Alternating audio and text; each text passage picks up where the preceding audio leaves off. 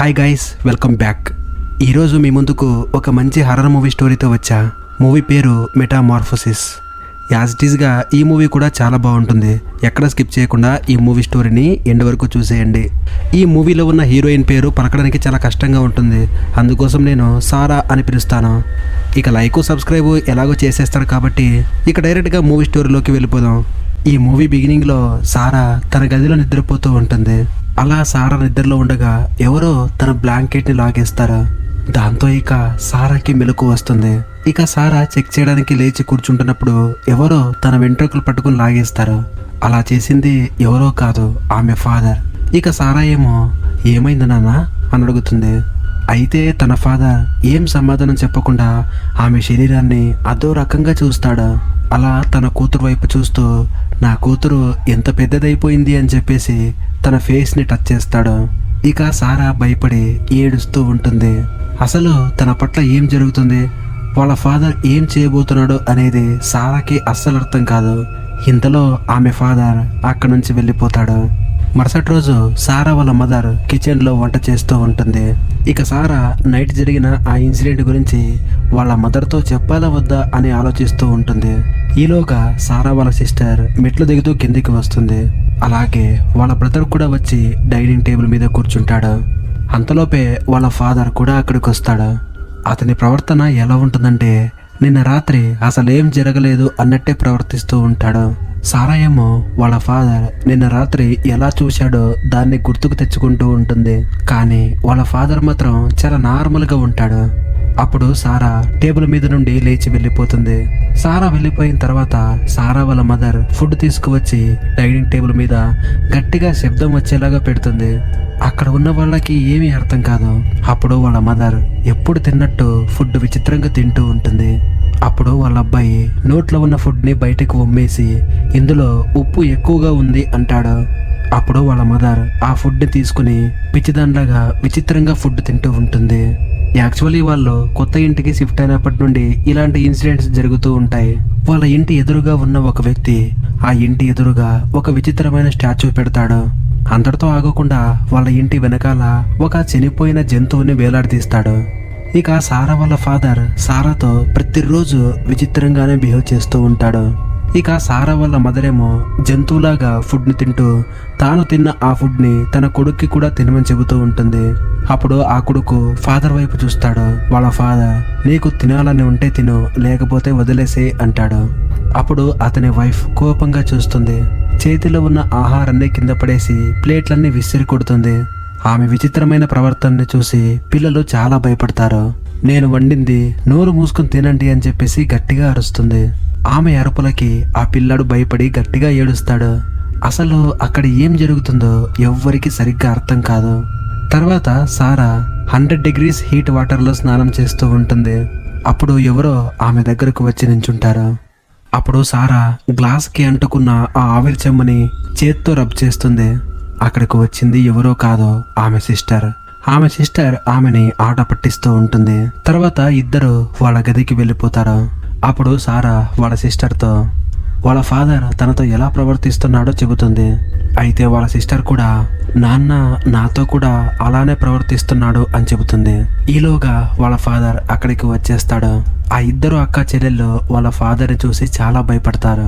వాళ్ళిద్దరూ మాట్లాడుకున్నది ఆయన వినేసుంటాడు. వాళ్ళ దగ్గరికి వచ్చి మాట్లాడుతూ ఒక కత్తితో వాళ్ళని అటాక్ చేయాలి అనుకుంటాడు. సారా వాళ్ళ నాన్నని తోసేసి వాళ్ళ సిస్టర్ని తీసుకుని అక్కడి నుంచి పారిపోతుంది. ఈలోగా వాళ్ళ ఫాదర్ ఎదురుగా వచ్చి నించుంటాడు. అప్పుడు ఆ వ్యక్తి సారా చుట్టు పట్టుకుని ఆమెని విసిరి కొడతాడు. ఇక సారా డైరెక్ట్గా మెట్ల మీద పడి స్పృహ కోల్పోతుంది. ఇక సారా వాళ్ళ సిస్టర్ ఏమో భయపడి అక్కడి నుంచి పారిపోతుంది. తర్వాత సారా వాళ్ళ ఫాదర్ స్టోర్ రూమ్లోకి వెళ్ళి అక్కడ ఉన్న ఒక పెద్ద సుత్తిని తీసుకుని బయటికి వస్తాడు. ఇటువైపు సారాకి స్పృహ వస్తుంది. అప్పుడు సారా తన సిస్టర్ కోసం వెతుకుతూ ఉంటుంది. అలా వెతుకుతూ ఉన్నప్పుడు తన వెనకాల ఎవరో నిలబడినట్టు సారాకి అనిపిస్తుంది. అలా నిదానంగా వెనక్కి తిరిగి చూస్తే వాళ్ళ ఫాదర్ సుత్తి తీసుకుని నిలబడి ఉంటాడు. అతను తన సుత్తితో కూతురు మీద అటాక్ చేస్తాడు. ఇంతలోపే సారా వాళ్ళ సిస్టర్ అరుస్తున్న శబ్దం అతనికి వినిపించి ఆగిపోతాడు. అప్పుడు సారా ఆ సుత్తి తీసుకుని వాళ్ళ ఫాదర్ తల మీద కొడుతుంది.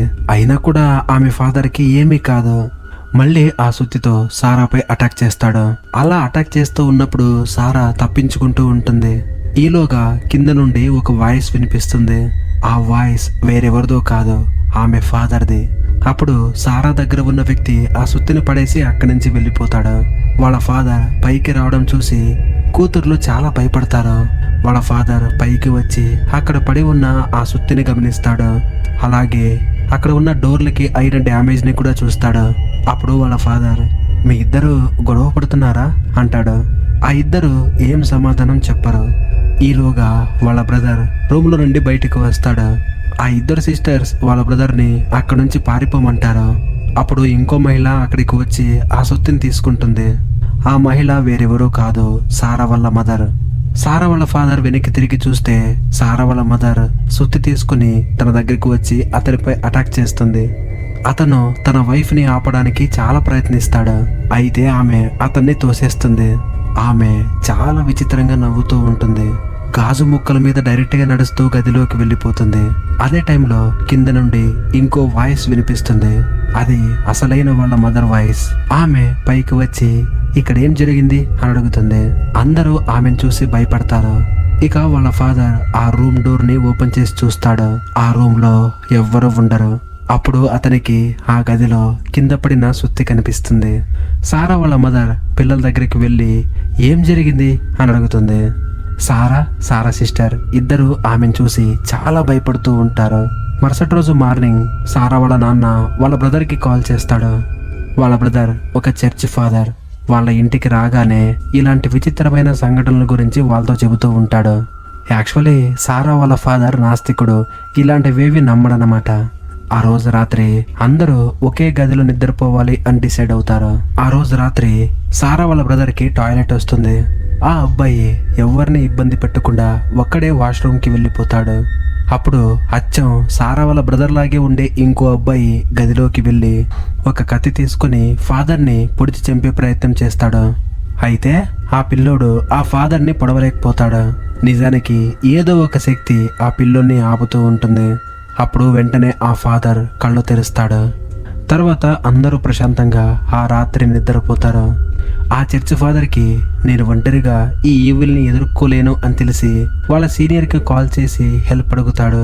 ఆ సీనియర్స్ అంతా ఒక దగ్గర కూర్చుని అసలు ఆ ఫ్యామిలీలో ఏం జరుగుతుంది అనే దాని గురించి మాట్లాడుకుంటూ ఉంటారు. తర్వాత వాళ్ళు ఎక్సోర్సిజం చెయ్యాలి అని డిసైడ్ అవుతారు. యాక్చువల్లీ ఆ ఫాదర్ చాలా పవర్ఫుల్ అన్నమాట.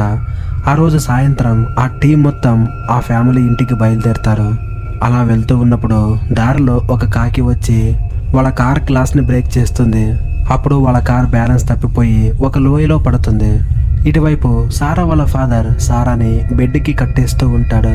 అతని వైఫ్ ఏమో అలా చేయొద్దు అని అడ్డుపడుతూ ఉంటుంది. అప్పుడు అతను ఇక్కడ ఇంకేం జరగకుండా ఉండాలంటే ఇదే మార్గం అని చెబుతాడు. ఇంతలోపే చర్చ్ ఫాదర్ గాయాలతో అక్కడికి వచ్చి నాతో పాటు కారులో వచ్చిన చర్చ్ ఫాదర్స్ అందరూ చనిపోయారు అని చెబుతాడు. కాబట్టి ఇప్పుడు ఏం చేయాలన్నా మనమే చేయాలి అంటాడు. ఇక సారాని బెడ్కి కట్టేయడం ఆ ఫాదర్ చూసి ఏదైనా చెయ్యాలి అనుకుంటాడు. అయితే అతను ఏం చేయాలన్నా చాలా భయపడతాడు. ఎందుకంటే లాస్ట్ టైం ఎక్సోర్సిజం చేస్తూ ఉన్నప్పుడు ఆ ఈవిల్ ఆ ఫాదర్ యొక్క ఫ్యామిలీ మెంబర్స్ అందరినీ చంపేసింది. అందువల్ల ఇప్పుడు ఈ ఫ్యామిలీకి అలా జరగకూడదు అనుకుంటాడు.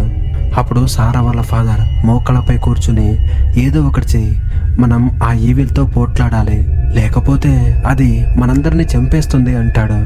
తర్వాత ఆ చర్చ్ ఫాదర్ క్యాండిల్స్ వెలిగిస్తాడు. సారా మీద హోలీ వాటర్ని జల్లుతాడు. సారా ఆ నీళ్లు చల్లడం వల్ల కేకలు పెడుతూ ఉంటుంది. అసలు అక్కడ ఏం జరుగుతుందో ఆమెకి అర్థం కాదు. ఆ ఫాదర్ సారా బాడీపై ఒక సిలువను పెట్టి ఒక వుడెన్ స్టిక్తో ఆమెని కొడుతూ ఉంటాడు. సారా భయంతో గట్టిగా కేకలు పెడుతూ ఉంటుంది. అప్పుడు ఆమె ఫాదర్ సారా కదలకుండా ఆమె కాళ్ళని గట్టిగా పట్టుకుంటాడు. చర్చ్ ఫాదర్ ఆమెని కొడుతూ ఉంటాడు. అది చూసి ఆమె ఫాదర్ కన్నీళ్లు పెట్టుకుంటాడు. ఆ నొప్పిని తట్టుకోలేక ఆమె స్పృహ కోల్పోతుంది. మరోవైపు పోలీస్ టీం యాక్సిడెంట్ అయిన ఆ ప్లేస్కు వెళ్ళి ఫాదర్ టీంని బయటకు తీస్తారు. అలా వాళ్ళని బయటకు తీసిన వెంటనే ఆ కారు బ్లాస్ట్ అయిపోతుంది. అయితే విచిత్రంగా ఆ టీంలో సారా బాబాయ్ అయిన ఆ చర్చ్ ఫాదర్ కూడా ఉంటాడు. అయితే ఇప్పుడు ఆ ఇంట్లో ఉన్నది అసలైన ఫాదర్ కాదన్నమాట. ఇన్ని రోజులు వాళ్ళని ఇబ్బంది పెడుతున్న ఆ ఈవిల్ ఆ ఈవిల్ సారాని చాలా భయంకరంగా కొడుతూ ఉంటుంది. అది చూసి వాళ్ళ మదర్ భరించలేక అతన్ని అడ్డుకుంటుంది.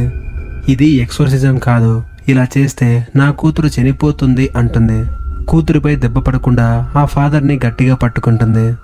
అప్పుడు ఆమె తన హస్బెండ్తో, మీరు దీన్ని అడ్డుకోలేరా? ఇది ఇలాగే కొనసాగితే మనందరం కలిసి చనిపోవడమే మేలు అంటుంది. అప్పుడు తన వైఫ్ని దూరంగా తోసేసి తన బ్రదర్కి రిచువల్ స్టార్ట్ చేయమని చెబుతాడు. సరిగ్గా అదే టైంలో అతనికి ఒక వాయిస్ వినిపిస్తుంది. అతను భయస్థుడు కాబట్టి అతను దృశ్యశక్తులకి సహాయం చేస్తున్నాడు అని వినిపిస్తుంది. ఇప్పుడు తనకి అంతా అర్థమవుతుంది. వెంటనే తన వైఫ్ దగ్గరికి వెళ్ళి తన గొంతు పిసికి చంపాలి అనుకుంటాడు. అప్పుడు ఫాదర్ ఒక విచిత్రమైన స్మైల్ ఇస్తాడు. అప్పుడు అతని వైఫ్ ఒక గ్లాస్ బాటిల్ని తీసుకుని తనపైనే అటాక్ చేస్తుంది. అప్పుడు ఆమె హస్బెండ్ ఆమెని గోడకేసి కొడతాడు. దాంతో తన తలకి ఒక పెద్ద గాయం అవుతుంది. అప్పుడు అతను ఫాదర్ వైపు, అంటే తన బ్రదర్ వైపు తిరిగి చూస్తాడు. ఆ ఫాదర్ చాలా భయంకరంగా నవ్వుతూ ఉంటాడు. ఆ నవ్వును చూసి అక్కడ ఉన్నది నా తమ్ముడు కాదు, ఈవిల్ అని అర్థమయ్యి తనపై అటాక్ చేయడానికి వెళ్తాడు. అయితే ఆ ఈవిల్ అతన్ని కొట్టిపడేస్తుంది. ఆ ఈవిల్ అతన్ని చంపేలోగా అక్కడికి రియల్ ఫాదర్ వస్తాడు. ఆ ఫాదర్ కొన్ని మంత్రాల్ని చదవగానే ఆ ఈవిల్ మాయమైపోతుంది. అప్పుడు సారా స్టోర్ రూమ్లోకి నడుచుకుంటూ వెళ్తూ ఆ ఫాదర్ వైపు చూస్తూ, మీరు నన్ను ఇంతలా ఎందుకు కొట్టారు అని అడుగుతుంది. అప్పుడు ఆ ఫాదర్ ఒక మిర్రర్ తీసుకువచ్చి ఆమె ముందు పెడతాడు. ఆమెలో ఉన్న ఆ ఈవిల్ బయటికి వచ్చేస్తుంది. అప్పుడు ఆ ఫాదర్ ఆ ఈవిల్ని తనలోకి ఆహ్వానించి తన బ్రదర్తో నన్ను చంపేయి అంటాడు. సారా వాళ్ళ ఫాదర్ విరిగిపోయిన ఒక సిలువను తీసుకుని ఫాదర్ని పొడి చేస్తాడు. ఫాదర్తో పాటు ఆ ఈవిల్ కూడా అంతమైపోతుంది. ఇంతటితో ఈ మూవీ స్టోరీ ఎండ్ అయిపోతుంది. యాక్చువల్లీ ఆ ఇంట్లో ఉన్న ఆ ఈవిల్ అందరినీ ఇబ్బంది పెట్టాలి, అందరినీ చంపేయాలి అనుకుంటూ ఉంటుంది. ఇక సారా వాళ్ళ సిస్టర్స్ ని వాళ్ళ నాన్న రూపంలో రేప్ చేయాలి అని చూస్తూ ఉంటుంది. ఆ ఇంట్లో జరుగుతున్న ఆ అన్ని ఇన్సిడెంట్స్ కి కారణం ఆ ఈవిల్ అన్నమాట. అయితే ఆ ఈవిల్ ఎవరు, ఆ ఇంట్లో ఎందుకుంది అనేది మనకి ఈ మూవీలో చూపించలేదు. బహుశా దీనికి పార్ట్ 2 కూడా వస్తుందేమో. Thank you for watching.